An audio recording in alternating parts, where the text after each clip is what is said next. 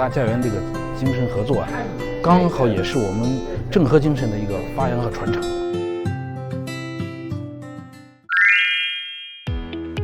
Development of BRI project in Myanmar is also very important. Development and security is always work together. คิดว่าสื่อมวลชนมีบทบาทและมีหน้าที่ที่สำคัญอย่างยิ่งค่ะที่จะช่วยส่งเสริมแล้วก็เผยแพร่ข้อมูลนะคะที่เป็นประโยชน์สำหรับทุกฝ่ายและช่วยกันป้องกันการเผยแพร่ข้อมูลที่ไม่ใช่เป็นความจริงเพราะฉะนั้นหน้าที่สำคัญที่สุดของสื่อมวลชนนะคะในอาเซียนก็คือเป็นสื่อกลางค่ะที่จะส่งเสริมความสัมพันธ์ระหว่างภูมิภาคระหว่างประเทศในภูมิภาคนี้ให้ดียิ่งขึ้นEarthquake situation, one very important thing I noticed is China became the most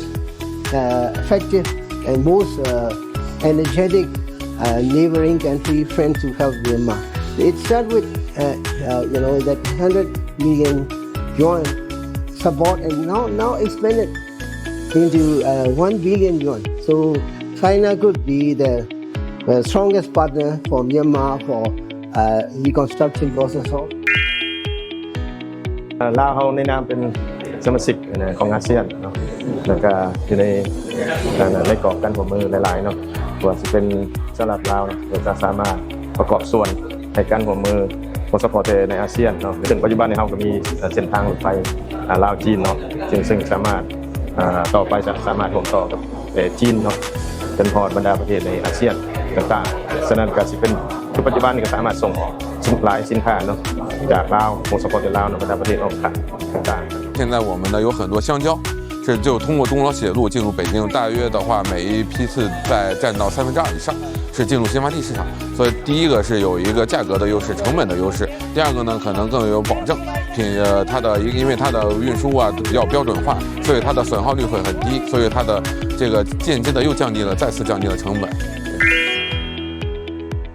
I think between Malaysia and China and also between China and ASEAN and the world. First you start with solar, then you have hydro, now you have nuclear. You have the technology, you have the product, and you have the service. ลาวและจีนมีสายพัวพันร่วมมือทางการพูดกันมาตั้งแต่ยาวนานหลายทศวรรษผ่านมาแล้ว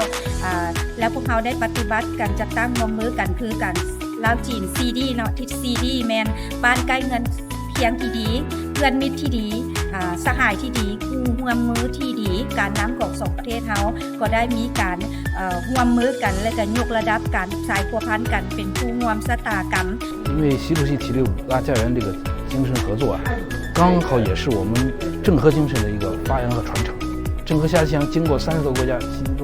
主要的关系也是东盟，通过这个提出呢，我想进一步加深中国和东盟的合作。